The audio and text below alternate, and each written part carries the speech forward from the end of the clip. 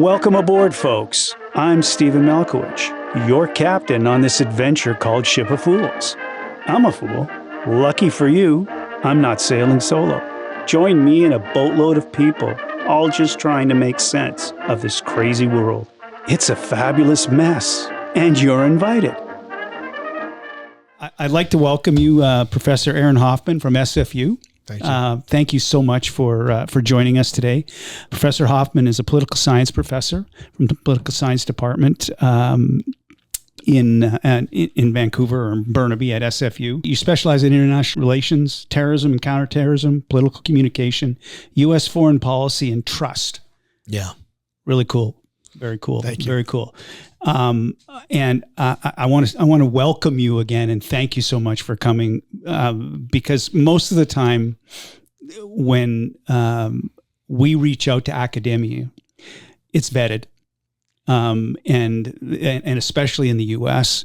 because we do own some newspapers in New England, right. And when we call for commentary to, let's say, Brown, we have to go through the communications director, and then they tell us who we can talk to and who we can't talk to. And I very much appreciate the fact that I got directly to you, and that's why you're here and that you so graciously accepted the invitation. So without further ado, I'd like to start with where you come from. Where do you come from? Obviously you're American. Where did this all start? Well, I'm a native New Yorker.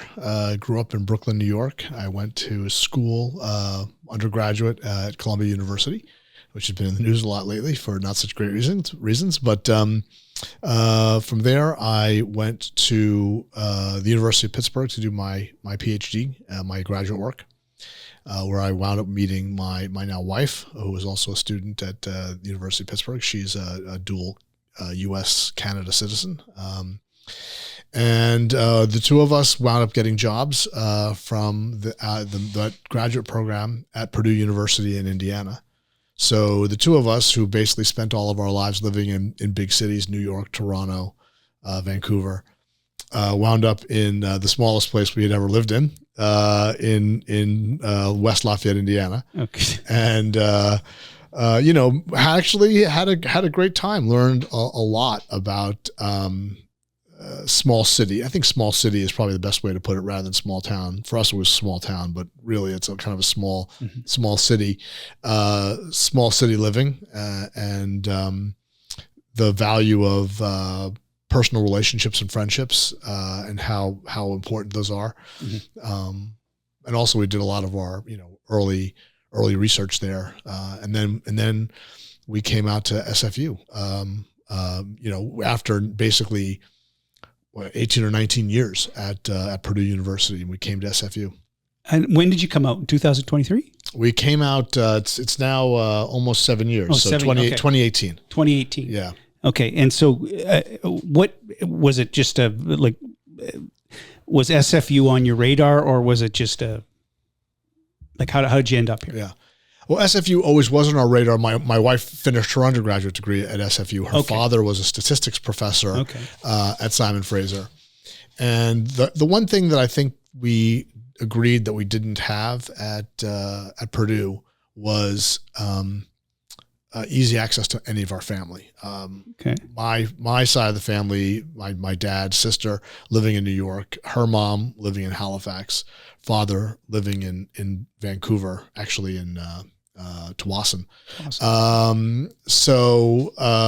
It was always, every time any kind of break came up in the semester, it was always to one of these places. We were doing so much traveling, and we felt that that was one thing that we really wanted. We wanted to be closer to our parents, to our cousins, sisters, that kind of stuff.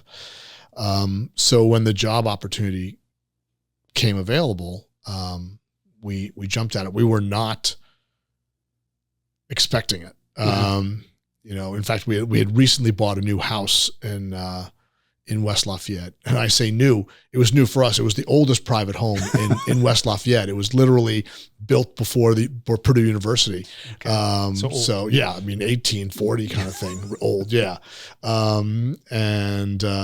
We loved it. We loved this house. And so this thing just kind of came out like a bolt from the blue, and we decided to take it. And by that time you had children. Yeah. So moving with children is always lots of fun. Yeah, it was. They did great. You know, we knew that we felt confident. I shouldn't say no. We knew. We felt confident that we could make the move with them because a couple of years earlier, we had been on a sabbatical in Montreal at McGill, and the kids just ate it up. I mean, they grew by leaps and bounds. What was it about? What was it about Montreal, or the It was a couple things. I mean, first it was the fact that they both had to, it challenged them on like basically every dimension. They had to operate in French. You know, my daughter got stuck into this French immersion program. She spoke no French at all, you know? So like the kids in her grade was second or third grade. I'm trying to remember now. Could barely read English, you know, so she was way ahead of them in terms of the English stuff. But in terms of French, I mean, it was absurd.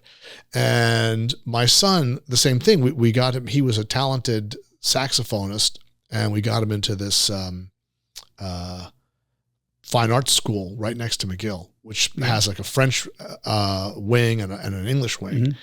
And they wound up meeting in the music classes. The French and the English sides would meet. Otherwise, they would have instruction in French. But the French music teachers were like militant non-English speakers. They refused to speak to him in English at all. So this kid who was really exceptional in saxophone was failing his math classes, his music classes, because he couldn't understand what the heck they were talking about. And then of course, like, living in West Lafayette, there's nowhere to walk to. Even the places you could walk to, everyone's got this kind of helicopter parent attitude. So you're like driving them every place. You're constantly going to taekwondo, to softball, to tennis, to whatever's going on. Driving, man. And the subway, the train, the train is there, and all this kind of stuff. And so the kids were just. They met these really talented, incredible kids, and like, when we were done being in Montreal, we lived. So Purdue is in West Lafayette, and it's got a sister city called Lafayette, and you would never know if I drove you from one to the other unless I told you that you had gone from one place to the other. Kind of like going from Vancouver to Burnaby, right? Like if you don't know Boundary Road. Yeah. But once we were done with that experience in Montreal, we realized that the kids were not getting the kind of the challenge that they needed in the schools in Lafayette. So we packed them up and we moved them, 5 minutes over the bridge to the West Lafayette side, where there was we felt like a more rigorous kind of academic experience, and they would be able to kind of move around a little more freely in terms of walking and things like that. So we were very happy, right? And things were moving along. So you end up in Montreal. Yeah. You're in Montreal. Yeah. And then from Montreal, you ended up at SFU, or did you go back? No, we go back. So we're only in Montreal for 3 or 4 months. Okay. Right? So it's a brief kind of respite. And then back to Purdue. We're at Purdue for a couple of years. The invitation to come to SFU comes through. We go to SFU. Okay. Yeah. Okay, cool. So let's just for the edification to say the date is June 29th. Okay. Right. Yeah. And this podcast, we're not exactly sure what day will be released, but it's apropos to timing of certain things that have happened in the world. Yeah. Okay. And I'm me being in the news business myself, but also I'd say a geopolitical junkie. Always, I pay attention. I have ever since I was a little kid about what's going on. And it's not difficult to pay attention to the Middle East because it always seems to be in the news. And as well as myself, I'm Ukrainian by myself, too. Yeah. So there's also that issue that's ongoing. Yeah. There's enough things going on, and you made it when we talked on the phone, and this comment sort of rang through to me, and you may or may not remember that you said. I said, kind of in a panicky tone, we're on the verge of World War III, and you said to me, you said back to me, well, not quite, and I want to talk about that. Sure. And get your opinion on what the current state, the geopolitical state is, as right now, currently, and I want to get your opinion, and then I'm sure I'll rebut that. Okay, sure, okay, go ahead. Well, go ahead. I'll just say that my grandparents were from Ukraine, although it was occupied by Russia at the time. Yeah, so we might be cousins. What do I think the state of the international system is, the world we're living in? It's certainly turbulent. I mean, there's no question about that. I wouldn't, even though I don't think we're on the verge of World War III, I wouldn't be so bold as to suggest that things aren't happening. Mm-hmm. They certainly are, and dramatic things. We're seeing I think in big terms, we're seeing a reorientation of the kind of distribution of power in the world, from a situation in which the United States was clearly the preeminent power in the world, to one in which it's going to have a lot of rivals, a lot of significant rivals around the world. China's the most important one. But in terms of the kind of what's going on with the shooting wars in Israel, Gaza, Ukraine, those certainly have the potential to spiral out of control. Why have they? It's interesting because when all of this was beginning, when Russia was amassing on the border and they were saying that this was going to happen, they'd already taken Crimea back in 2014, and I was going, there's no way, and my wife will attest to this, that I said, there's no way he'll invade. He'll encourage a civil war is what he'll do. And then that's how he'll. And then I was dead wrong, right. Completely wrong. And the same. I look at the situation and that's been ongoing now for 3.5 years now. Yeah. It's like arguably a war of attrition. And then you throw into Israel and Gaza, and now Israel and Iran, and then you throw the American pie in there, and I'm looking at things from my perspective. When I was making reference to the verge of World War III, I mean in a different way, and I believe that we're heading in a direction of more proxies, and that's why I felt it was so important to talk to you, being your area of expertise is terrorism, counterterrorism, talking about American foreign policy, because I look at things on the terrorist front. I guess that's the best way to describe it. It's been pretty quiet. Am I wrong when I say that? There haven't been a lot of terrorist, what we would deem as being terrorist attacks in this period in the last 4 or 5 years. You mean since October 7th? There hasn't been. It's just been I call that man on man, kind of war kind of thing. And it's not even war. The discussion of. They're not even wars, really. Ukraine, Russia, to me, is a war. Israel and Gaza taking on Hamas, I guess you could say that's a war. Taking on Hezbollah, that's a war. But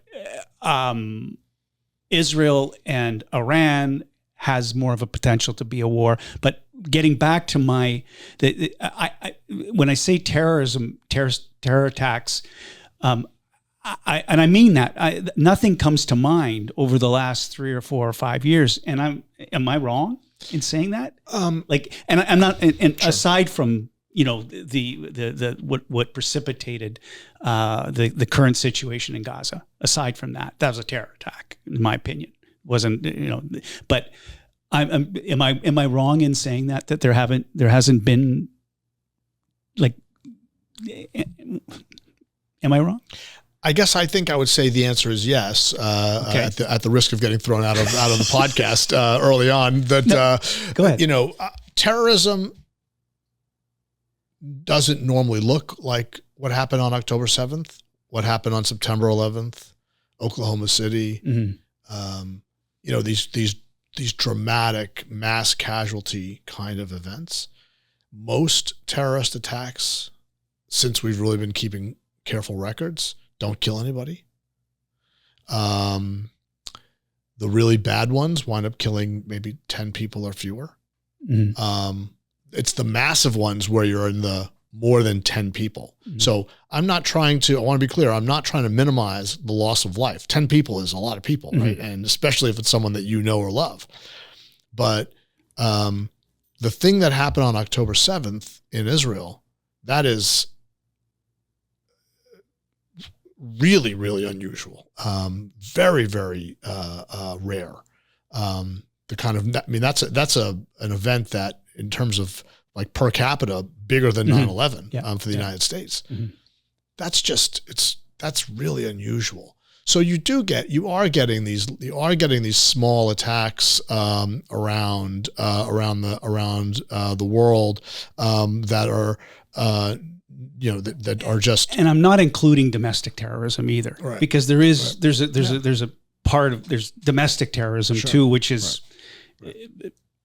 Politicians being shot. Sure, that's right. Exactly. And I would just say this could be your news background. Mm-hmm.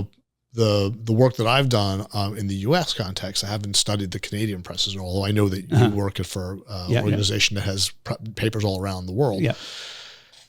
Really shows that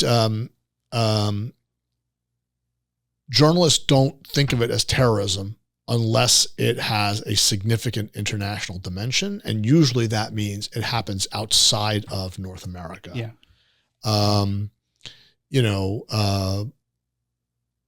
I read close to 3,000 articles published in 4 big newspapers between 1995 and 2018, 2019.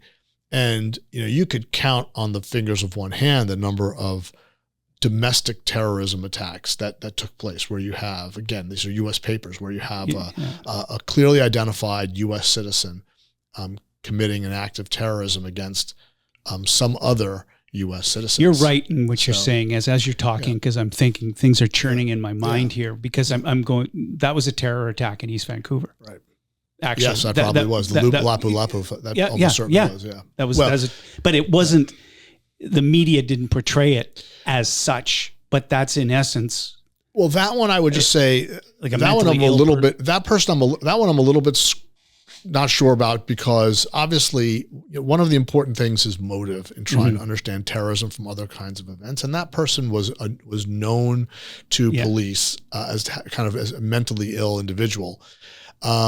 So what was going on in that individual's head, I really don't know. I have no idea if that person was trying to make some kind of broader political point or not. Now, these two assassinations that we just talked about that you mentioned in Minnesota. I mean, that's textbook. Yeah. That's textbook. So in your studies in American media, so unless it's outside of the country, it's not considered really a terror attack. And so we have blinders on to what's going on in our own community with regards to, would that be fair to say? Yeah. I mean, that's when you get all this stuff about things like, mass shootings. Like that's the kind of the term of art right now in the news media. When people use violence to kill, more than 2 or 3 people, school shootings, right? Yeah. Those are, a lot of those school shootings would clearly be counted as terrorism by any reasonable definition. Like the kid in South Carolina who shot up the African American churches. There's no question that was racially motivated acts of terrorism that he was engaged in. But I think the fact, and there's been a lot of research on this, not that I've done, but is around, that shows that the identity of the perpetrator matters a lot to the way in which ordinary people, as well as the news media, what box they put those kind of acts of violence in. So let's circle back here now, and let's because we've done a little bit of a definition, and you've kind of schooled me on my initial thought, which, because I didn't think of that. I wasn't thinking, because I'm a product of the content that I consume, and I'm thinking, yeah, that for sure it is. For sure that is. But the situation that we currently find ourselves in, is it from your academic perspective, we always think that we're in the worst times that we've ever been in, but this is the only time that we know, right? We can read history, but I don't think that a lot of people do read history, to be honest with you. They don't. That's one of the issues, one of my pet peeves. But if you were, comparatively speaking, to the times that we live in now, and the times that we were living, like, let's say, just pre-World War II, is it, and aside from the idea that we can communicate, via the internet instantaneously, that kind of thing, do you think it's worse? I'm not going to say, do you think it's better? I'm just going to say, do you think it's worse today? In terms of just like the human condition? That's right. Yeah. No, I don't think it's worse. Okay. I think it's manifestly better. Okay. I think that, you look at things like the number of people that are living on pennies a day has dramatically been cut. I mean, the levels of just grinding, horrific poverty around the world has changed dramatically over years. So our standard of living has been brought up throughout the whole world. Yes, there's still horrific poverty, but yes, just compared to what it was, we're doing a lot better. I think but we seem to be fighting more. We seem to be more, and when I seem to be, and everyone looks over to where, when I make that comment, I talk as a Canadian looking at the United States and my own perception of my own country, and because I spent a lot of time in the U.S., a lot of time. And I always used to proudly say the fundamental difference between Canada and the United States is that Canada is a cultural mosaic and the United States is a cultural melting pot. I've changed my view on that over the last, I'm going to say 10 or so years. And I used to get into that discussion with academics because I spent a lot of time in New England, at hockey games. Just happen to be sitting beside a professor of political science from Brown. Let's talk, okay? And go, well, what is the difference? Why? So, is it perspective and the way that we look at things from a Canadian perspective different than the way that the United States looks at things from a political perspective? And let me explain myself here. And don't. This isn't meant to be an insult about Americans, but they're more insular. There's and I'm not, and that's a stereotypical statement that they're more insular, that they're more self-absorbed in their own country than what else is going on in the world and how it affects them. Having said that, as a Canadian, when the United States sneezes, we catch a cold in Canada. That's the way It's always been. And right now we're in the middle of what I guess you could call a trade war too, whatever. But to bring it back and say from a no doubt that the standard of living has come up, but the amount of conflict, is it that there's just more? There's that conflict has always been there, or is it that we're just we're observing it more because of our current form of our ability to communicate, meaning the internet, and it's instantaneously and that kind of thing. That's a question. It is a question. Yeah, it's a really good question, and it's a hard one to answer. I tend to think that the thing that's happened in the United States, which has happened much less in Canada, although there's some signs that it's happening a little bit, but it's not as extreme as in the U.S., is the polarization of the electorate, particularly at the kind of the elite level. Here I'm talking about people with a college degree or more. There's just a much more significant divide than there has been in my lifetime over what the issues are, what the big issues are, and what to do about them.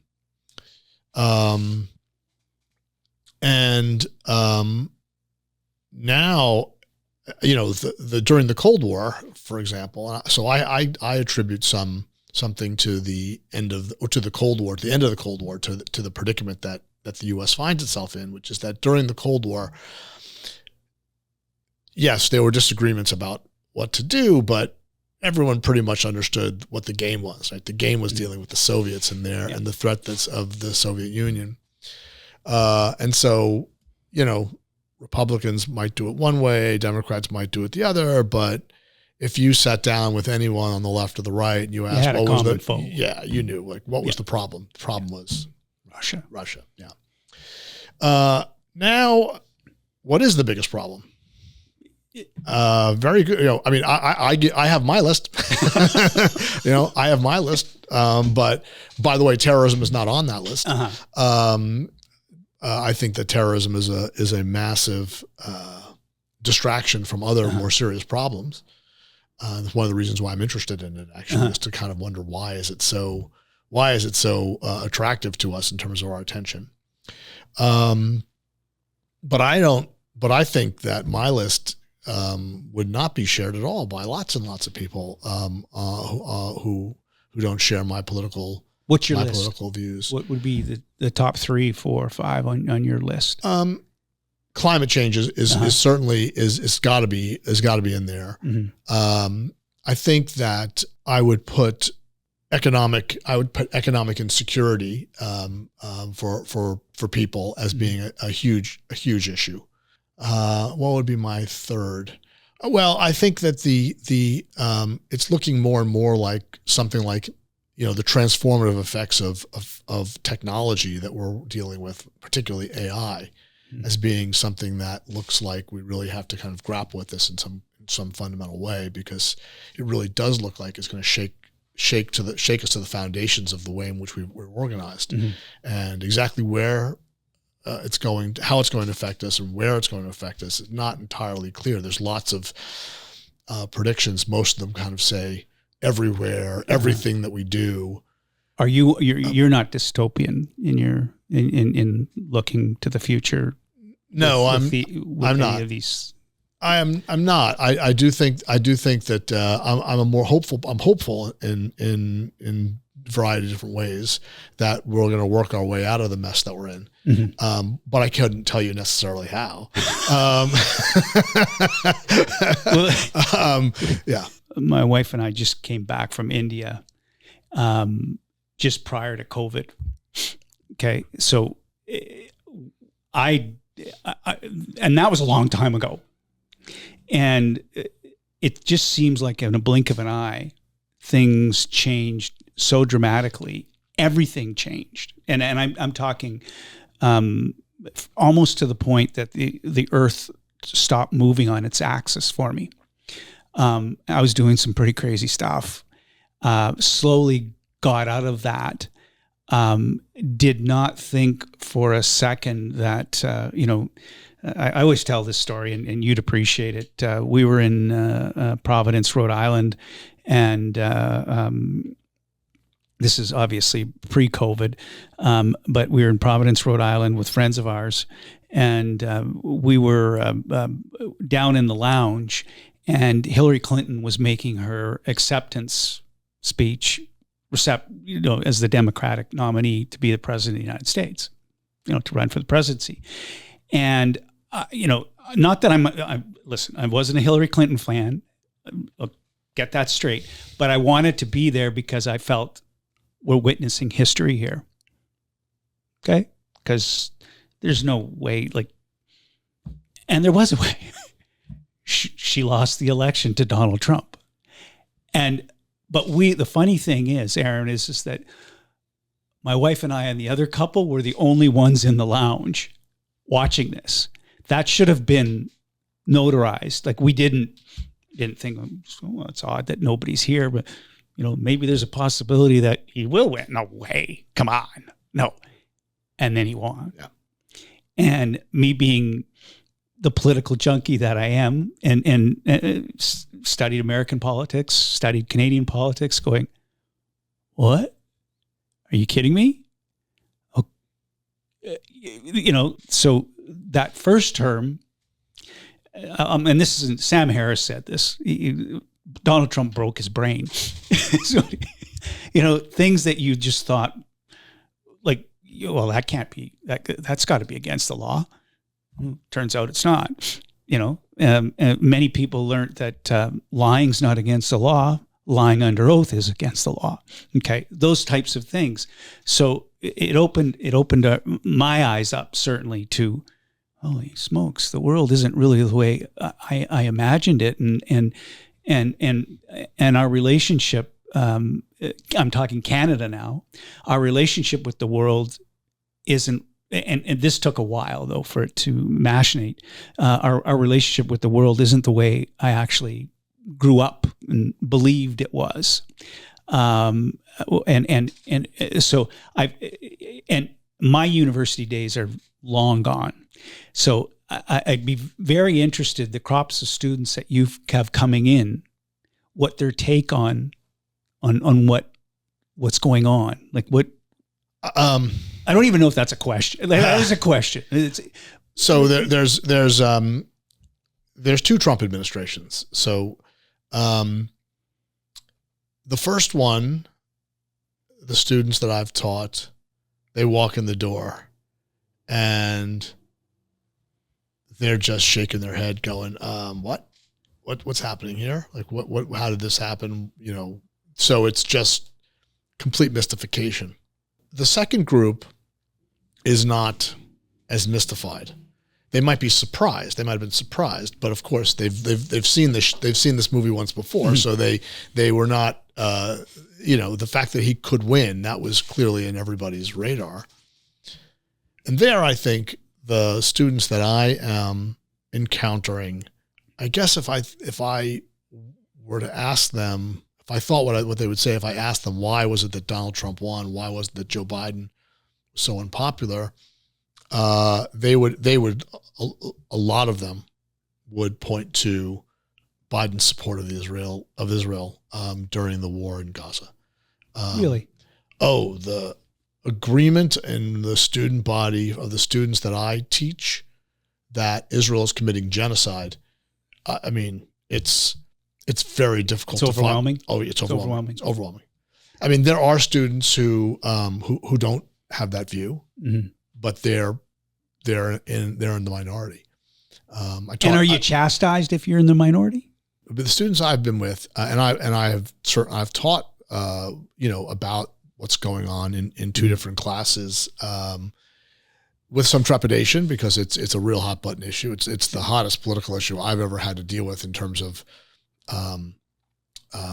my career. My wife, for example, would teach about abortion politics, and that was always crazy, especially in Indiana. A lot of really intense, intense, right?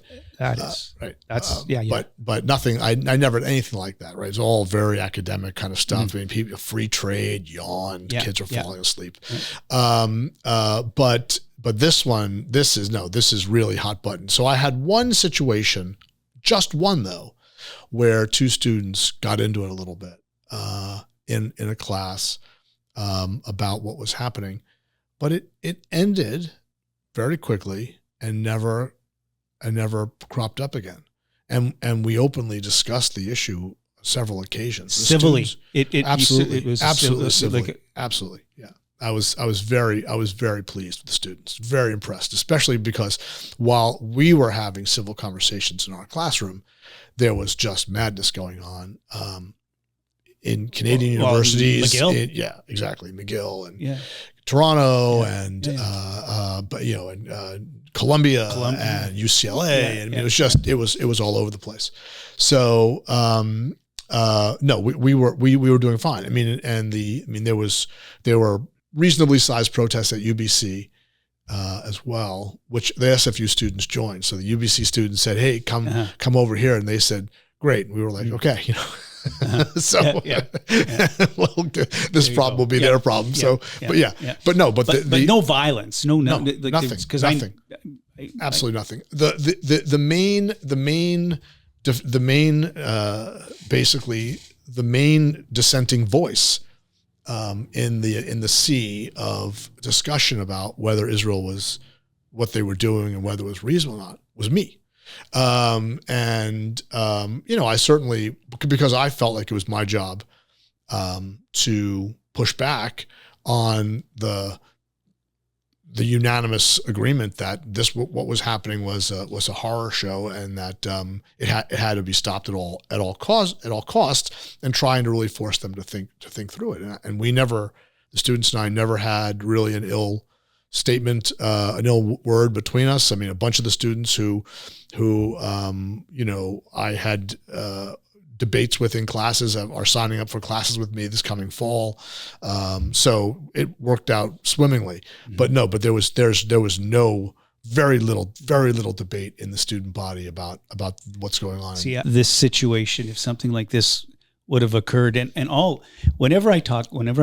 the discussion of Israel and the relations with the Arab world around it, I always hearken back to this. How do you negotiate with somebody that says to you, our goal here is the total annihilation of your people and your state? There's no other, so I'm pro-Israel, just so you know, like that I go, no. I can't, like, how can we even have this discussion? And so I look and try and this, my kids, the one that when they went to university, that stuff, none of that stuff was happening. Now it's forefront. And it's interesting, I being in your position, because of your age and know history, understand history. I try and put myself in a student's shoes, being 18, 19, 20, 21 years old and on a college campus. And where would my head be at? Where would I really do. I think about that a lot. But because I'm older now and I'm set in my ways and I think I know what I know. Very, very, very familiar with what transpired in the 70s and the 80s and the hostages that were taken, and I go on and on and on and on and on, but I really had to question myself and go, okay, where but the thing is that is it just and I look at it from the student's perspective, and then I look at it from the general population's perspective, where are the American people's heads at this?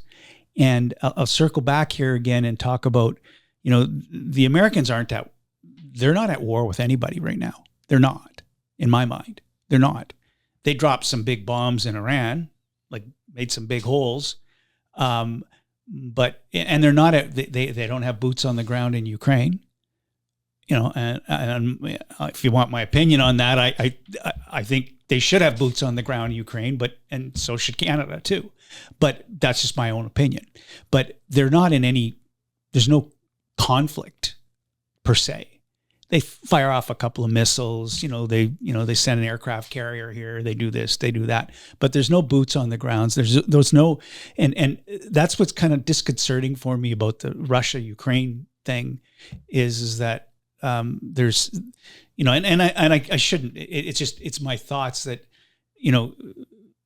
Donald Trump's okay with it as long as no Americans' lives are lost. And this was just it can continue to go on, and now you've got all along, Estonia putting landmines, the Poland putting come on, we where are we going with this here? That's a now maybe we could swear on this too, and maybe I shouldn't give a shit, but I do give a shit. I do. I do care. I don't want to see a conflict in Europe. I don't. I don't want to see a conflict in the Middle East. I don't want to see. I don't want to see that. So I guess the gist of what I'm saying, I'm asking right now here is that the students, the Palestinian issue and Gaza, it was a big issue, and you've just finished a semester or the year, right? April, right? Yeah, it still ends in April, right? Yeah, something like that. Yeah, seems so long ago. But and you'll have a new crop coming in, and the one thing about students is they always have an opinion. They're going to have an opinion, but what's of more interest to me is where they're garnering that opinion, where that opinion's coming from, because my background is in the newspaper business. Okay, so it would be reading the newspaper. It might be watching the news on TV, but we're cord cutters. We don't watch. Yes, I do watch PBS. I do. Sometimes I do fast forward it. I tend to watch. I don't get my fill of news. I don't. I think it's lacking, and the news that I do, everything is sensationalized, and I admit that. And the newspapers that I'm involved in, we're local. We're small town. We're very small town. The largest one here we have is in Victoria. And the smallest one we have is in Newton, North Carolina. Real small, not on the worldly stage. There's no, so we're not part of the big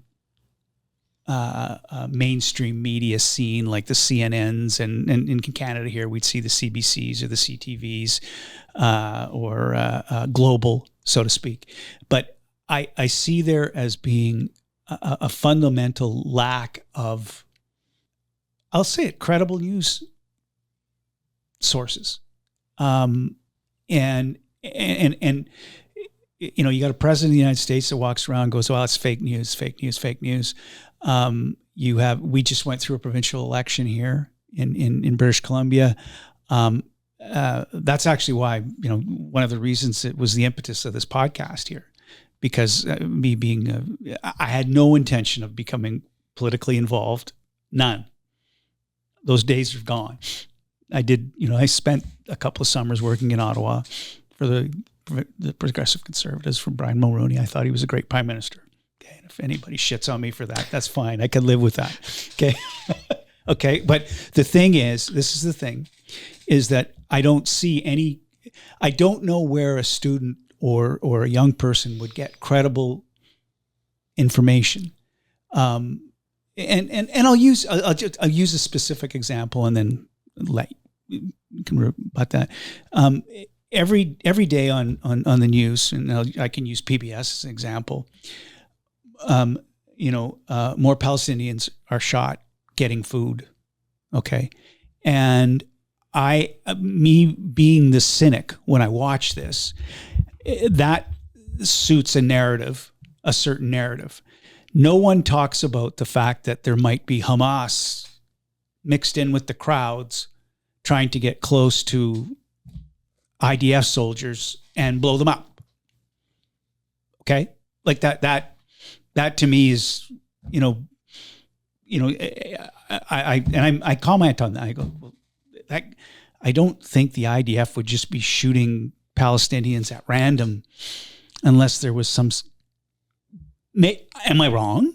And if I am wrong, what's the alternative? What other source of news where do I go and get that from? Like I have the luxury of every newspaper pretty much in the English language world I have access to online. Okay. So I read a lot of, but it's the same stuff. Sure. It's the same stuff. Yeah. So I look at it and I go, okay, so if you're a young person that's attempting to be knowledgeable about what's going on, what's your source? Where do I look at myself and say, well, what do I believe? Who do I believe? How do I know what I know? Because somebody told me. So, and it's not like we all used to sit around the table and watch Walter Cronkite and go, yeah, well, he's telling the truth, but we kind of did. And now there's no gatekeepers. So being someone, being a young student, being a young person, where are they, if your students or, a group at SFU or UBC or McGill or Columbia or wherever, where are they getting their information from? Okay. Like I guess it's all social media. And who, and even where are you getting, and who's interpreting that? Because it's also like, I'll be the first to admit, coming in the business that I'm in, it's all subjective. You and I can see a bank robbery and we can dispute the color of the shirt of the bank robber. But at the same time, we're probably going to agree that, it's a bank robbery. He didn't go in there with the gun asking her for a date. You know what I mean? So I'll leave it at, there's a question there. In terms of like where the students are getting the information, and this is not just the students at this point, you know this better than I do, but the nature of the media, the news landscape has changed dramatically in the last, call it 15 years, 10 years. The business that you're in with these really small local market newspapers, I mean, you guys are on the chopping block. I mean, the number of these small newspapers that have survived. I mean, I God bless you guys for continuing to have these papers, because they're gone. The place that I came from, in terms of like the last stop that I was in, was West Lafayette, Indiana. The newspaper there has an old history, the Lafayette Journal and Courier. It's an amalgamation of the Lafayette Journal and the Lafayette Courier, and they've been around for a long time. And now the newspaper is a wrapper for the USA Today. So you get basically the front page and the back page, which are Lafayette Journal and Courier, and they barely even report on the local chili bake-off, And then inside you get a USA Today insert, which is also not like the height of the news either, but at least it's something. And there are lots of places that don't even have that. Mm-hmm. So social media has decimated the newspaper industry at the local level, but it's hurt the big national newspapers, but it's also strengthened them. So they're not making the kind of money that they used to make back in the good old days, like early 2000s, I guess. Yep. But they actually have many, many fewer rivals. The New York Times is arguably a more important paper today than it was 10 or 15 years ago. Same thing with the Wall Street Journal. And the Washington Post. And the Washington Post is struggling. They are struggling.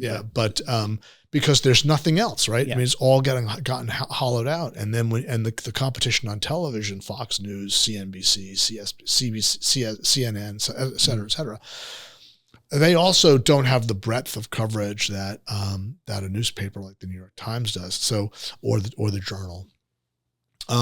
So these big newspapers have become more important. The Guardian is now a paper that has managed to kind of elbow their way into the North American scene. It's an excellent paper. Yeah. But again, it's not. You're not finding out what's going on in Medicine Hat from that paper, right? That's right. That's right. So the research that I have seen, the students are not consulting those papers. Like I'm still in this family where we actually get a newspaper delivered to our home, like a physical newspaper, because my wife refuses to read online. Otherwise, I would just read it online. Yeah. So we are truly weird. So the students are definitely not doing that. And I don't think they're even really spending a lot of time on the actual websites of the main newspapers. They're not on the Globe and Mail. They're not. So they're getting it like basically article by article as it's coming through their feed. Canada's new laws about what the news that can go over without payment has affected that, and it's meant that they're getting even less news than they were before. Shut it down. Yeah, that's right. The research that from the U.S. that I'm aware of, but the situation is not quite as bleak. I guess this is the point I want to make. The situation is not quite as bleak as I think people say it is. There's a lot of garbage out there, a lot of garbage. But people are actually pretty good at picking it up. And so there was a really good study by this guy, Josh Tucker, and a group of people who are from NYU who studied basically the sharing patterns of news on Facebook. And I mean, upwards of 95% of the shares are all from what I think we would both agree are credible news sources. It's not like Breitbart or it's really solid news sources. So that's what people are basically sending back and forth to one another. So I do think that they are getting national news, quality national news, to a large extent. They're being exposed to it.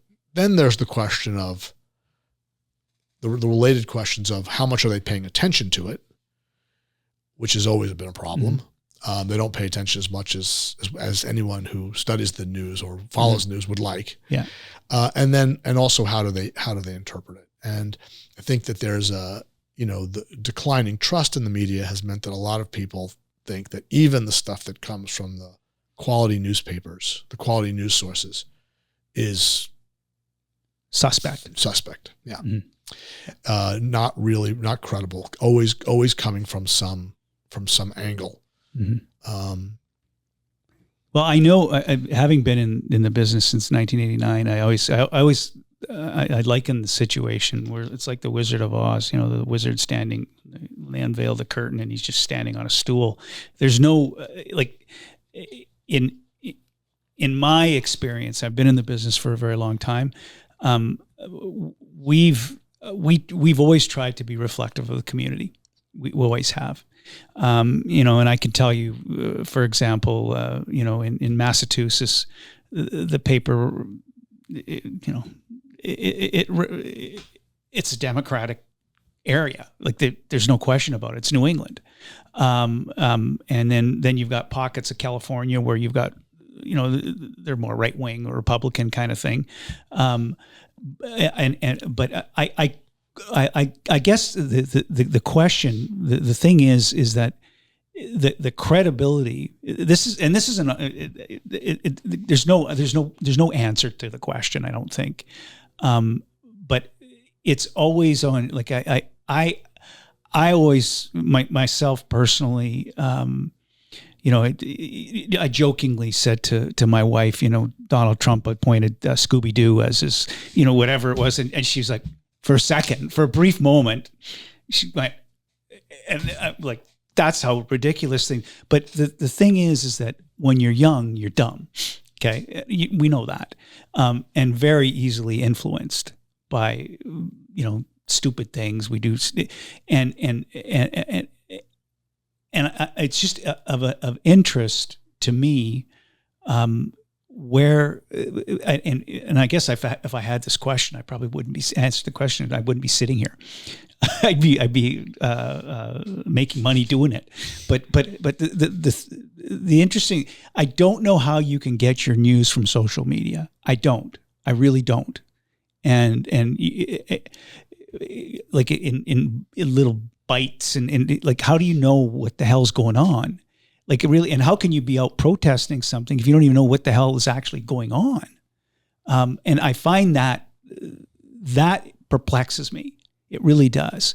I know we've always had opinionated people, and they're usually, if you put two people, like you talked about your students, both differing opinions, but we're able to work it out, able to talk it out. You don't have to agree on everything, but you don't have to start fighting or, have a physical altercation over it. You're entitled to your opinion. It's a free country. We don't have to, and we don't have, and we don't have to be tribal in that way either. You're not my friend because of this or that.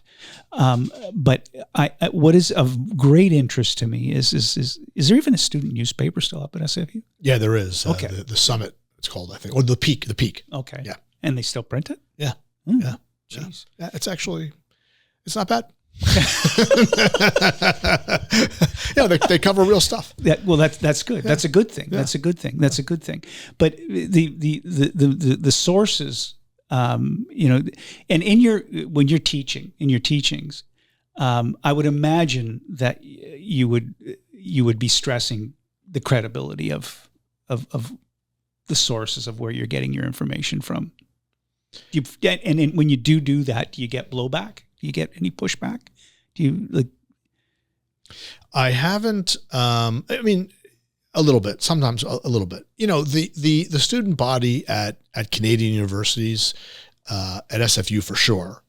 So I don't want to overgeneralize here, but at SFU is definitely a left of center. It's a liberal. Yeah, it's a left of center student body. Yeah. And so if I walk in there and I say, the New York Times is a credible source, no one is really coming up being like, really about, what do you think about that? So I always try to make sure that I have recommendations for news sources that are broad. I don't want to say comprehensive of the ideological spectrum. I mean, there are just a lot of sources on both the left and the right that I don't find credible at all. I happen to love reading the New York Post, but I'm not sending anybody to that paper for anything other than news about the New York Knicks. And that's basically why I read it, but it's fun to kind of go through it. I don't think it's a credible news source. Having said that, of course, even the New York Post sometimes publishes things that I think I have to pay attention to. Yeah. And if I see a headline that I feel like I've got to look at it, I do, and I try to evaluate it. But I would also say that we don't, I think, as a matter of course in the higher education field, we don't spend a lot of our time teaching students how to evaluate sources. We kind of assume, and I think we're already thinking this, but we have assumed that that's the kind of basic kind of information and skill that students would learn at lower levels of education. Now, we're learning that that's not the case. So I taught about a year ago, I created a course that was all about kind of information literacy. It was a 4-week course taught during the summer. And it was all about how you did things like identified sources for research. What makes a quality source? Why is something that's published in an academic journal, why is that more reliable than something that's published not on a blog post? I mean, the blog post could be right. There's no doubt about it, right? Sometimes those blog posts are really valuable. Why, if you have to choose two things and you can't really figure them out, why do you choose the journal article versus why do you choose a book that was published by a university press rather than by a trade publisher? All of these kinds of questions, right? Why is a newspaper less reliable than, say, other kinds of sources, or why is it more reliable than other sources? It was a great class. It was a fun class. I did it as a simulation, basically, where just briefly, I walked in. I basically walked in with the mindset that I was Paul Bremer in Iraq. And I told the students that there had been these terrible earthquakes that had separated Burnaby and Vancouver from the mainland of British Columbia. And there were no longer any communication networks between us and them. And that the last communication was that we knew of was between then Prime Minister Trudeau and the president of SFU, Joy Johnson. And he basically said, you're on your own and you're the one who's got to figure this out, and kind of pull this thing together. And so she grabbed me, and now you guys, these students you're trainees and figuring out, we got to figure out what to do. We got to figure out what's right, what's wrong, what's real, what's not. It was super fun class. I mean, the very first day, cause I gave this like 30-minute talk about, the disaster, and you could hear a pin drop in the class. I have never seen students looking at me this way. They were just like, actually, there was only one other time when I saw students look at me that way, and that was literally on September 12th, 2001, when I went to teach my class but they were looking at me like, what the hell is going on? What did I just sign up for? And I thought that at the end of that class that not one of them would come back. And they all did. They all came back. They all did. They came back. How did it end up working out? It worked. It was great. It was awesome. I definitely wanted to teach it again. The students were all into it. We had a bunch of we had these simulations within the simulation. We had these great debates. We had, I put them on, I did something, you would think that they would know how to do this. I gave them a scavenger hunt in our library, in the SFU library, to find different kinds of sources. They don't go to the library. They would know the first thing about how to find something in the library. No. I mean, nothing, so like, I got to ask you this question. Do your students, are they able to cursively write? I have no idea. I can barely cursively write. So I wouldn't ask them, but I mean, I'll just tell you that my own kids, it took them years to learn how to read the face of a watch, right? That wasn't digital. So like the watch that you're wearing with the hands. They have a clue. Yeah. I mean, and forget it if it didn't have yours has a little bit of dots on it, some numbers, but the ones that are just completely, I don't know, no idea. My daughter's still like looking at it, like takes a little bit longer than she should have, to get that. So I'm thinking, and we had those clocks in our house. So I'm thinking the other kids are not up to that either.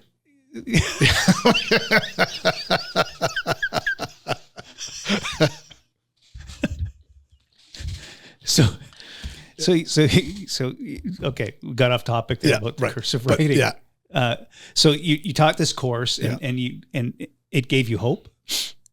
The students at SFU give me hope. They're smart kids. I would say that on average, they're stronger than the students that I had on average at Purdue University, which is a very fine university. Is that a testament to the Canadian educational system? I do think. I do think that the Canadian educational system is pretty good. And I think that it's less. I think that one of the things that makes it so good is it's less variable in quality than in the United States.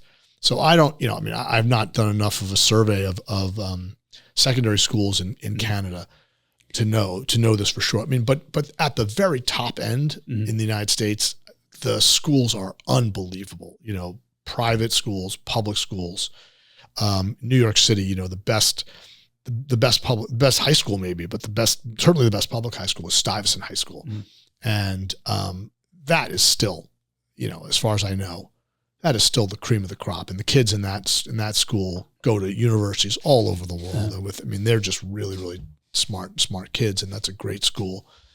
But then the place where the U.S. really fails, in my view, is at the bottom, because they let lots of schools just fall off the table, right? They're just in terrible shape. And it's all tied to the way in which funding works with these schools. So it's very, very community neighborhood based. So if you're a school in a wealthy neighborhood, you're okay. You got money, you get all sorts of things. Like in West Lafayette, where my kids were, in an anti-tax state like Indiana, the community voted to raise taxes on themselves to fund the high school.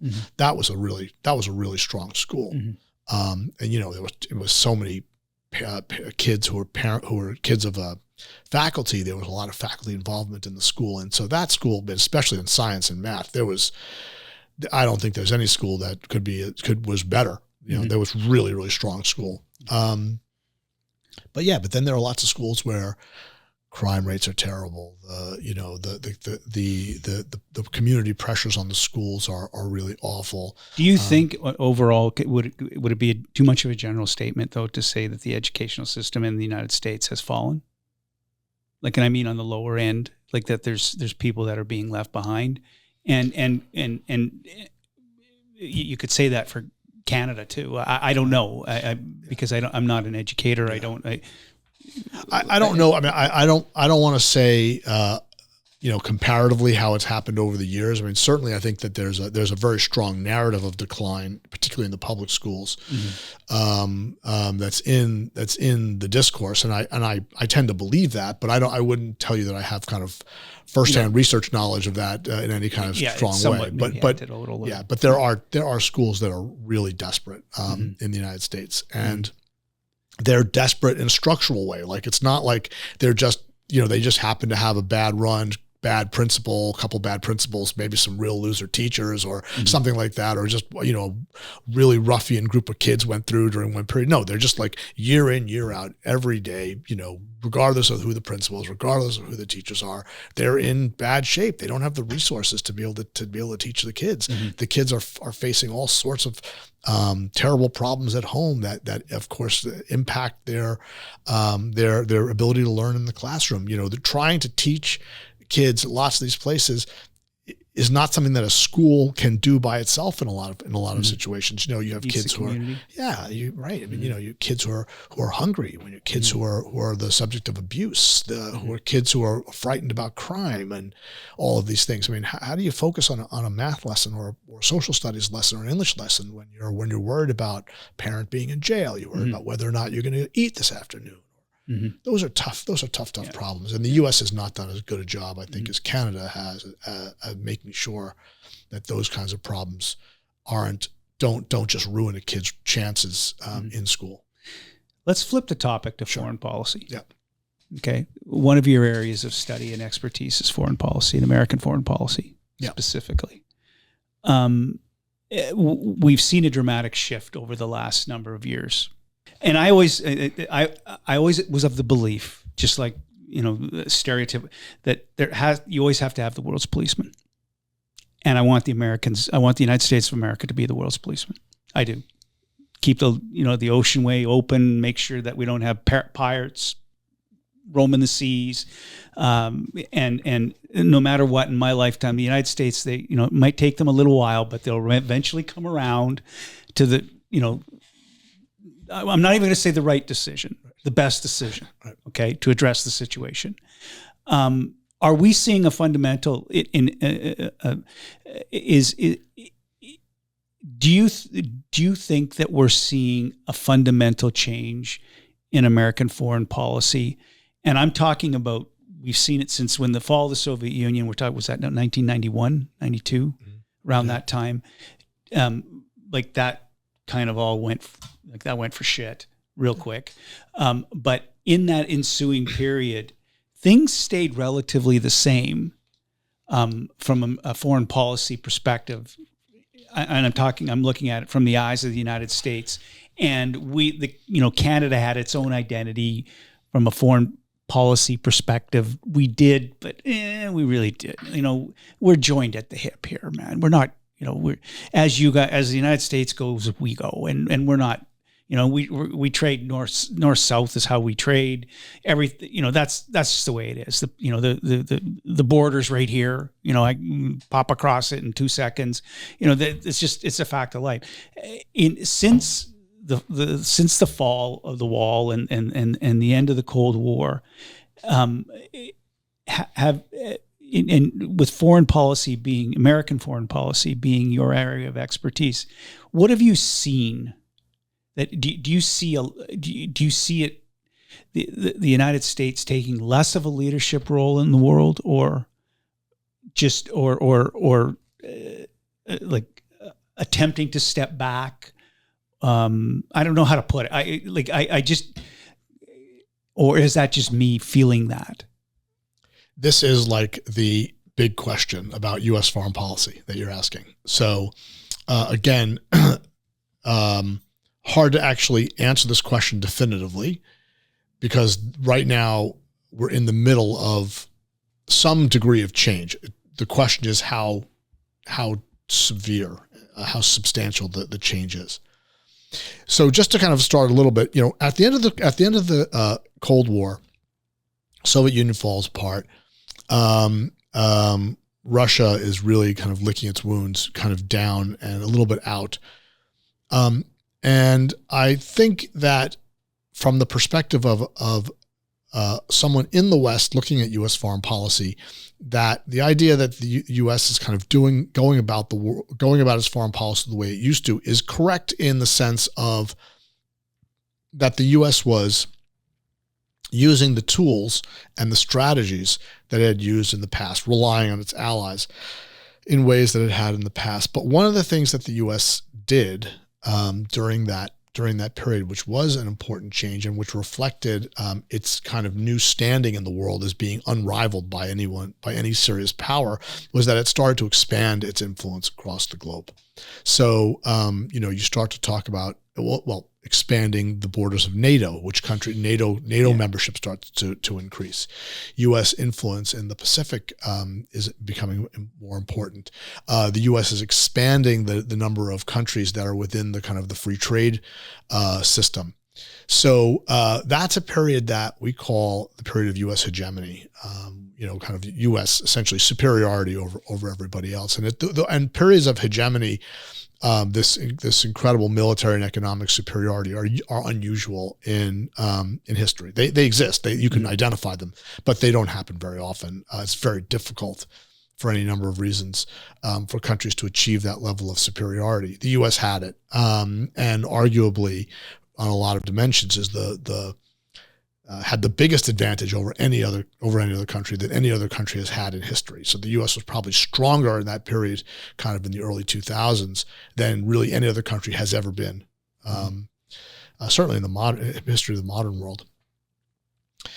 And now that position has been eroded, and the U.S. can no longer credibly say that it has the kind of advantage that it used to have over all the rest of the countries in the world. And here primarily China is the issue. China's growth is dramatic and rapid, and they are a very serious military competitor to the United States, although still not one that I think they're not the U.S.'s equal. You don't think they're a paper tiger? No, I do not. I do not think they're a paper tiger, but I also don't think that they can project. I also don't think that they can project power, project their military across the globe the same way the United States can. I would be surprised if they could fight two wars in two different theaters at the same time, like overseas, like the U.S. did after 9/11. That is a truly remarkable military feat. I wouldn't say that we did particularly well, the U.S. in either of them, but even the idea that the U.S. could do that is astonishing. It's absolutely astonishing. I mean, there's this guy, John Mearsheimer at the University of Chicago, has this great phrase, which my students are never persuaded by, but which I am, and it's this idea about the stopping power of water. Basically, it's really hard to project force over large distances, and especially if there's a body of water in the middle, right? Land is easier. It's still hard, but it's much easier to you can drive stuff over land. Over water is really, really challenging. The U.S. did two of those things. So I don't see China as having that level of power at this point, that level of influence, and then its nuclear arsenal is much smaller than the U.S.'s, so that still gives the United States and its allies a significant advantage over China. But China is not. I don't think China is a paper tiger. So what I think is absolutely happening, I think a lot of people would agree with this, is that we are clearly seeing what we're calling retrenchment. So the U.S. is shifting its attention from Europe, which has traditionally been the focal point of its foreign policy efforts because of the nature of the Cold War threats. It's shifting its attention from Europe to Asia because it's basically trying now to constrain China and to a somewhat lesser extent North Korea. But I mean, North Korea, that's mainly about nuclear missiles, but it's basically about China. Okay. And so this process of retrenchment has been taking place now for some time. Like it predates Trump. The Obama administration clearly signaled that the U.S. was going to do this in his so-called pivot to Asia. And that was saying to the Europeans, okay, we're going to kind of pick up here and leave. We may not abandon you. We may not like leave you high and dry, like no help at all, but now you've got to start dealing. This area is going to be yours to focus on much more than it ever was before. And we're going to go off to the South Pacific, right? And the Biden administration, kind of backtracked on that a little bit by returning to Europe with more intensity and interest once Russia renewed its aggression against Ukraine. But even the Biden administration said, this is a kind of a short-term deal. You guys, you Europeans, this is your territory. This is your problem to deal with long-term. We'll help out for a while, but you're going to have to be taking over more of this burden because we've got bigger fish to fry. So then there's the question of the two Trump administrations and what they're doing. And there I would say that there's clearly retrenchment going on, like that Trump is clearly continuing the pattern of retrenching U.S. interests and assets, moving to deal with China much more aggressively. But then there's the other part, which is the United States in this retrenchment also withdrawing from the international system? And that is a much harder question to answer for a variety of reasons. The first is that, assuming that democracy persists in the United States, which I think is still a bit of an open question. I'm hopeful there too, but I think that there's more of a question than there's ever been in my lifetime that I would even raise that. Right? I don't think I would have ever uttered those words before. Assuming that we have elections and they continue in the way that we expect, and that there can be changeovers in government, no one really knows what the next government's going to do. That's to replace the Trump administration. And that includes... That's assuming he's not going to run for a third term. That assumes he doesn't run for a third term. It assumes that, lots of things, right? It assumes that even if he doesn't run for a third term, let's say J.D. Vance or Marco Rubio takes over, will they exactly follow in his footsteps on foreign policy? In some ways, yes, but in some ways they certainly also will have their own ideas. And so we don't really know exactly what that's going to look like. And then if a Democrat were to win, we also don't know what that would look like. And so we could be in a period where there's more bobbing and weaving or back and forth between different kinds of attitudes about international engagement, depending upon who the president of the United States is over the next few cycles. Mm-hmm. Right now, my assessment is that the U.S. is withdrawing from international engagement on those areas that are important to the world, but are arguably less important to the United States than the areas in which it's staying active. So Trump is basically saying, we think that the most important areas to be active in the world are militarily and economically and through trade. Foreign aid, humanitarian assistance, that's not for us anymore. At least that's what it looks like. Yeah. Again, in a year, maybe he resuscitates those programs in different ways. We don't know. Not sure where we are in that process. But right now, it looks like the U.S. is not going to be in the business of humanitarian assistance for a while, which I think will hurt the United States, make it harder for the U.S. to get things done, was an important source of goodwill to the United States. Well, the United States, the U.S. brand is in the toilet. So I think that he's making a mistake there. He's gone too far for sure at best. But the other stuff that's happening is about renegotiating the terms of the arrangement between the United States and its allies and partners on military affairs and on trade. So let me start with the military side, because that's a little bit clearer. If Trump really didn't want to be involved in Europe, if he didn't want to be involved in NATO, if he hated NATO as much as he seems to hate it and all the things he says, he would have left. Why are we still there? Why is the United States still there?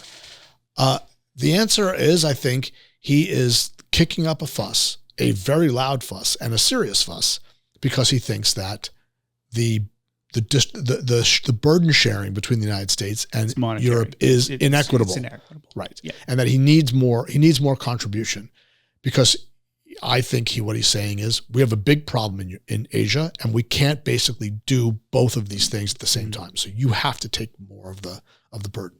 This, by the way, is exactly what the Biden and Obama administrations were saying, but they were not attacking the problem in the same way that Trump is attacking it, by basically holding out the threat of withdrawal from the NATO alliance as the inducement to get Europe to kind of pony up the money that it needs to support the alliance. So there, I think the alliance is going to last with different burden sharing arrangement between all the parties. Mm-hmm. Trade is a bit of a harder example. I think that Trump recognizes that free trade is ultimately a benefit to the United States. You think he does? But he loves tariffs. He loves tariffs. And so I'm a little bit less confident about this, but I also think that he is also trying to renegotiate the terms of the arrangements between the United States and its trading partners on trade. And the reason why I think that is really because for two things. The first is that he's ostentatiously advertising that he's open for business, right? Like, I'm putting these tariffs up, come and talk to me about what to do about them. And he's open to cutting deals. And he cut a deal, for example, with the UK. Now that deal is less in the direction of free trade than we would have had under previous administrations, because he's still imposing this baseline tariff on everything. But my guess is that this irritating baseline tax is not going to destroy the system of free trade, right? 10%, a 10% tax on goods that come in is not bad enough overall to make everyone say, we've had enough of trading with the United States and we've had enough of this free trade nonsense. Okay. I mean, and that what's going to happen moving forward is that we're going to see more and more of these deals. So explain to me the deal between Canada and the United States. My attempt to explain what he was doing was, you beat the hell out of your best friend to show everyone else that you're real serious about what you're talking about. I agree with you. Do you? Yes. Wow. So when I used to play doubles tennis, I stopped, but I always tell people, you play doubles? I said, yeah. And they say, okay, well, what's it like? I said, well, I used to hit my own father with my serve when he was playing on my side of the court. And they were like, what? I'm like, yeah, I pegged him a couple times. And I said, once you do that, then like the other side is like, all right, this guy's crazy. So I do think that that he is attacking the closest allies to make the point that he means business and that everybody has to basically get in line. I don't know that this is a long-term. I don't know if this is a good strategy long-term, but I do think that that's what he's trying to do. Yeah. Wow. How fortuitous of him. Yeah. But that's the only explanation I could come up with. In that, why would you, and there's got to be, and I look at, and the thing is that with the free trade issue, how tied in because I did happen to be working in Ottawa as a punk ass kid during the North American Free Trade Agreement. Okay, so when Brian Mulroney and Ronald Reagan were singing "When Irish Eyes Are Smiling," I was there. It was cool, I thought that, okay, this is pretty cool. I didn't really look at it from the Mexican perspective. We happen to have I don't know if you've ever been down to where California, Arizona, and Mexico all meet. There's a town called El Centro. We own a newspaper there, and all the Mejiadores are on the other side. And they created a free trade zone where in essence, what happened was that you took Westinghouse that was making dishwashers or whatever and paying their employees $10 an hour, $12 an hour, $7 an hour, replacing it with somebody who's getting 25 cents an hour and living in a cardboard box. And they all located there. Well, it didn't affect me, you know what I mean? But when I look at it and go, and in my travels and go, Jesus, okay, so that's how that affected. And that was the gutting of the American manufacturing sector. A lot of it moved to Mexico. But we have I'm a big fan of Peter Zeihan.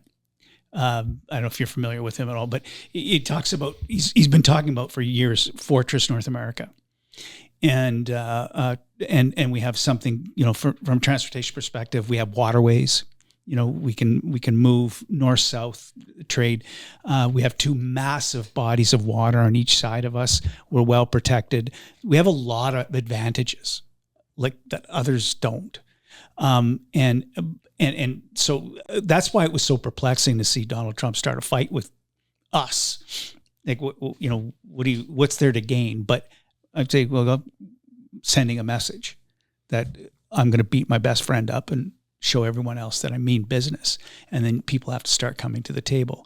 Now, I hope, you know, I look at things in the future, in the political future, where we'll be in, you know, there's 3 more years left in his term. Is that correct? Yeah. Yeah. And we just have a new prime minister. There's a new, and there's also, what's a little bit concerning for me too, from the American foreign policy moving more inward, entrenching, I guess you use that term, right? Retrenchment, and leaving Europe to its own. It's a little disconcerting. It's concerning to an aspect because, you know, there's some factions in Europe that still exist that are not very, you know, they're nefarious at best. But I appreciate and fully understand that the United States of America can't afford to be the policeman of the world. That's the facts, right? That's the gist of it. And I think it could be, and you made you talked about other previous administrations were going in that direction, but not as, Donald Trump has done it in a very undiplomatic fashion. You could do it, you know, you can accomplish the same thing. You can just go about doing it differently, kind of thing. But he's basically in essence slapped everyone in the face, and that's why But do we all need? And the next question is, do we all need a slap in the face? This is again, you know, an important and difficult question. You know, I tend to think that the U.S. could have gotten what it needed from its allies and its partners without so much drama. And I feel that that, you know, a lot more of it done behind closed doors. I don't think that is necessary to trot international leaders up in front of the media and then embarrass them and humiliate them. I don't see what the advantage to that is. It's just going to make people decide that they don't want to come to the White House. Mm-hmm. On NATO spending, I would just say that getting Europe and Canada is actually the one that has historically lagged the most behind the targets. Mm-hmm. Getting those countries to change their tunes has been difficult because nobody really believed that the U.S. would basically abandon them. Exactly. It's under the the wing of the United States all the time. Don't worry, we don't have to worry about anything. We don't have to have icebreakers in the north. And the truth is, though, is that I'm not sure that Canada still has to worry about that. I mean, if the Russians, it's not going to be the Russians, but if the Russians were to attack in the north, are you seriously saying that the United States would stand by that? Stand for that? I think that there's zero chance. Yeah. So I'm not sure that threat is credible with respect to Canada, but nevertheless, getting the NATO allies to pay for more defense has been a project of U.S. presidents for a long time, and it's been a hard project, and they've not always been successful. So it's possible there that they needed more convincing. Mm-hmm. The trade stuff, I think, is less wise on a long-term basis, because even if Donald Trump is right that the system as it was set up was unfair to the United States, I don't think that the way he's gone, that he's really recognizing the non-monetary benefits that the U.S. got from the system, the goodwill, if you will, that he got, the soft stuff, right? Yeah. I think we could have gotten a lot more of the deals that we needed without so much threat and risk to the to the market, and without so much hard feeling. Canadians are pretty angry with the U.S. right now.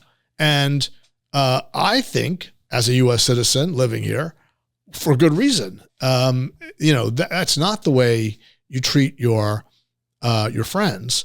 And even if there was a point to be made, maybe you do it with one of them or something like that, rather than with all of them. And then while you are attacking your friends, while you're cozying up to dictators who cut up journalists with bone saws, that's really hard to understand. And I do think that there's that while the U.S. may get a more favorable deal in the short term on trade terms, it's going to wind up paying a price in the long term. I mean, the Canadian travel to the United States is already down by 20% or more, and there's soft boycotts. I meet people in the supermarket. They're asking, like, was this package made in California or not? All that stuff. We still haven't. California wines are still not back on the shelves in any province, as far as I can tell. You're right. That is going to be very difficult to repair. I mean, again, like, I don't think Canadians are angry at individual Americans necessarily. Although I did see a guy, I was in Toronto yesterday. I was in Pearson, and I did see a guy walking through with a MAGA hat on. I was like, man, that takes balls. That takes some serious balls to do that. But I do think that the kind of the nagging sense that, like, this could happen again, whoever that next administration is down the road, that's not going to go away for a long time. So I think that's a problem that he's created. Do you, by taking that attitude, and we take Canada to the equation, and we'll attempt to wrap this all up here, but taking Canada out of the equation and looking at it from a world perspective, it's the U.S. brand's taken a hit worldwide. Okay, we admit that. By taking that hit worldwide, is there a vacuum that's been created? Like, you could very easily say, oh, well, China just fill that, but I don't believe that. I don't think the American foreign policy has largely, like, they always, like, I go back to the, they don't always do the right, it takes them a long time to get it right. But I do think it'll come around. It's like that Churchill line, right? They eventually do the right thing. Exactly. And whether there's been a vacuum created depends on the answer to that part of the question about U.S. foreign policy, which I am not quite ready to answer, which is the United States really withdrawing from the international system or not? And I suspect the answer is no, but I would say that the jury is still out on that. There are clearly signs that they are withdrawing in some ways. Although at the same time they're withdrawing, right, they're also threatening the sovereignty of Denmark. They're threatening, right, exactly. So, so we may be more active in our hemisphere, and of course in the United States, our hemisphere means the North and South America. That's our hemisphere, than we were in the past. So I'm not sure exactly where Trump is ultimately headed with his foreign policy, other than clearly retrenching and withdrawing to some extent, but how much more active he'll remain. The decision to bomb Iran certainly says to me that he's not adverse to getting involved, mixing it up in different regions of the world. Was that more of an ego thing? Like, to me, that one, that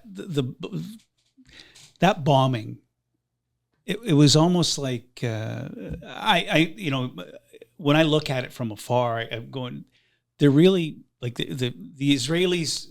It was a proactive action on their end to Iran, right? We'll admit that Iran wasn't firing missiles over to Israel. Now their proxies were still there, but he pretty much came out and said, if they don't settle this thing within 2 weeks, and then what was it? The next day he dropped, those bunker busters or whatever the hell it was, and to me that who am I? Looking at it from the sidelines I was thinking, well, he didn't want Netanyahu to get the credit. Like he wants, you know what? We're still in charge here. I think the CNN host Fareed Zakaria has like the same right? the same take. Yeah, that this is partially that he wants to be able to bask in the limelight. He saw that Netanyahu was having success, Israel was having success against Iran, and he decided to jump on the bandwagon. Normally, it's the other way around. The weaker powers jump on the stronger bandwagon. So that's different. I don't know to what extent that's really true. That's what the motivation was. I think, there's been some interesting reporting about the discussions they were having behind the scenes, and there's a point where Trump basically, after a discussion with Netanyahu, reflects on all that's happened and says, well, we may actually have to help him after all. Like, it was not something that he was initially inclined to do, which had been all the signs. So I think that he thought that the U.S. could solve this problem once and for all by bombing the crap out of these sites, destroying the Fordo, the Fordo reactor, which is deep under the ground. And there, I think we're going to find out because there's now conflicting evidence as to how successful the U.S. was. Yes. And within his own administration, what he may have just done is, I don't know where we are right now. Or we may have had a big military success. We just destroyed this nuclear facility that Iran has, and basically really crippled their nuclear their ability to make a nuclear weapon for a long time, and that's going to send a really strong signal to the rest of the world about what they can do to avoid U.S. attack to develop nuclear weapons. Or he's going to show that we screwed it up, that we couldn't do it, and that he's provided a blueprint to everybody for how to build a nuclear weapon. Just find a mountain in your your territory. So I'm not sure where that's left us on that front, but it certainly has said that the U.S. is willing to use its most powerful weapons, conventional weapons. To deal with problems, which will have some chilling effect on what people are willing to do. So we're talking about the theocracy and the political state in Iran, and the final question is that, do you see the dropping of these bombs, and I guess we have a ceasefire now, but do you see anything changing at all? Or should we, or should we be more aware of potential? I hate saying the word, but should we have our head up and our eyes open to be more diligent now? And that's a. Okay. So I'm going to answer this question, but I also want to kind of bring it back to the first thing we talked about whether we're about to see World War III, which I don't feel like I ever really answered. So I want to give a kind of final answer to that. But what I would say is that, and these are related, I think what we're looking at right now in terms of violence as regional conflicts that are where there's in one case, a clearly dominant actor. That's in the Middle East. Israel has demonstrated enormous capability. They're the big dog. Wow, are they ever? Boy, oh boy.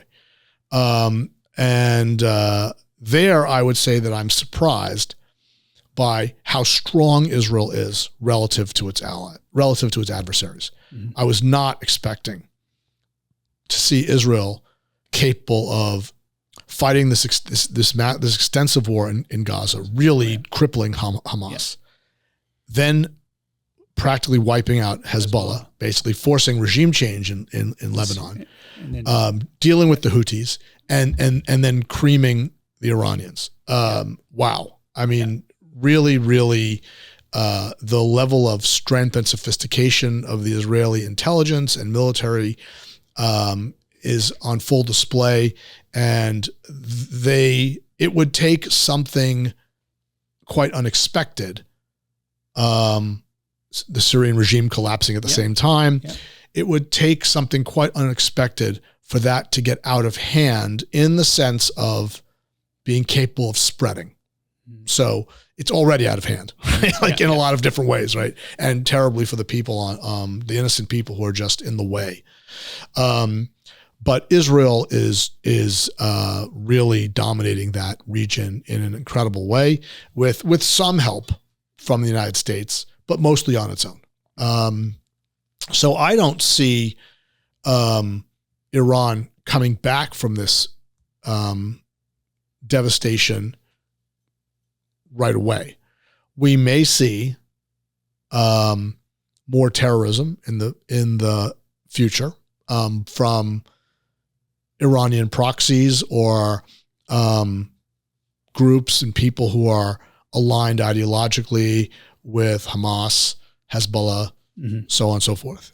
I certainly think that that's a possible avenue for this to come about, but I don't think that there's any clear route for the United States or any of its major allies to wind up being sucked into that conflict with boots on the ground and facing off against any other serious rival in that area. The Israelis have that under control, and I'm putting that in air quotes for those who can't see me.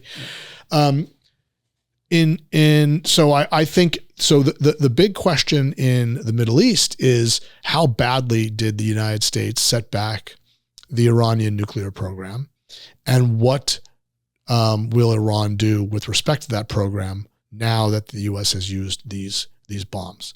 So the early signs are that, well, they're now going to be less cooperative with the International Atomic Energy Association, which is who we're monitoring where their uranium was. And they may have moved it already. Those are not positive signs in terms of them deciding, you know what, let's just forget about it and become like South Africa and give up our nuclear program. But we'll have to see. And there's just not enough evidence there. For me, as an outside observer, I have no special information to kind of be able to predict where that particular part is going to go. But we could have, if the worst, if the U.S. was ineffective, one of the consequences of this action could be that we have a nuclear Iran sooner rather than later. By the way, I'm a bit of a nuclear optimist in the sense that I think, and this we'll have to talk in another podcast, but I basically think that would do more to stabilize the region, reduce some of the violent conflict that's been going on there. Because of course, Israel would not be able to do what it's doing right now if Iran had a nuclear weapon. Right. That's what.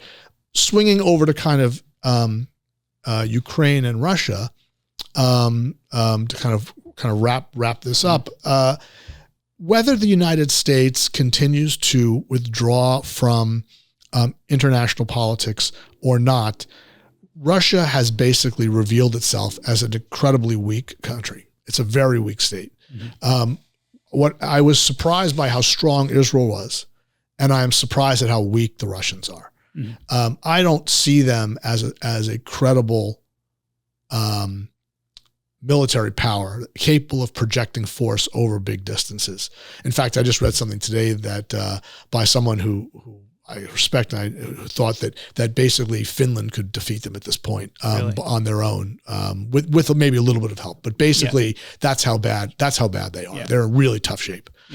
So when people start saying, well, the Russians might threaten Canada through the Arctic, nonsense. I mean, the Russians have everything they have their hands full dealing with themselves, and they'll be lucky to defeat the Ukrainians fully in this war. I also don't see that war spreading in terms of having boots on the ground from other forces for two reasons. One is that Russia, Russia's nuclear arsenal makes that a very dangerous maneuver. The United States shows no interest in wanting to do that.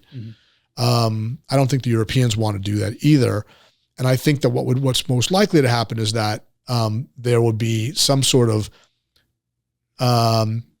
territorial demarcation that, okay, this is yours and this is ours. Unfortunately, that's probably going to mean that Ukraine is going to lose some of its territory. Yeah, they're going to lose some of it, which is awful. And but it's going to be a stalemate at some line, like East Germany was and West Germany, where the forces are just basically checkmating each other, and so no one can get anywhere forward.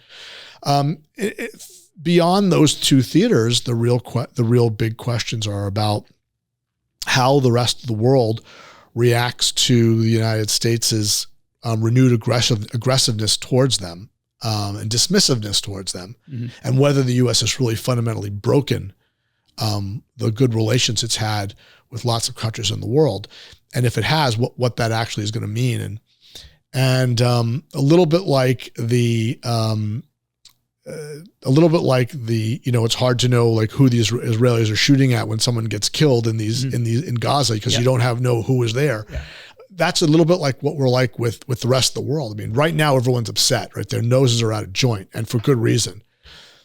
But you could easily imagine that in a couple of years, this administration passes, another administration continues to have the similar policies, maybe without so much bluster, and everyone kind of acclimates to it because they're not really going to be joining the Chinese. That seems really hard to believe. Yeah.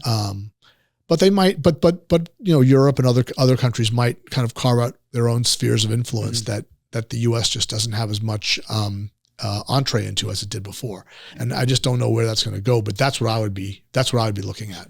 Okay. Well, on that note, Aaron, I'd like to thank you so much. Your book that you released just recently, is that correct? Yes. It's called the Terrorism News Beat: Professionalism, Profit, and the Press. Yes. Is that correct? Yes. That was just released, and where is that available? It is available for free. For free on the University of Michigan Press's website. I believe, at least in the United States, you can download it to your Kindle for free, or you can buy it. And I'd be pleased if you did. But if you want to just read it, is available on the University of Michigan's website. Cool. Yeah. Very cool. Yeah. Thank you so much, Aaron. I really appreciate it. This was a lot of fun. Thank you so much for inviting me. You betcha. Thank you. Thank you. You may be asking yourself, what's any of this got to do with me? Absolutely nothing. Until next time.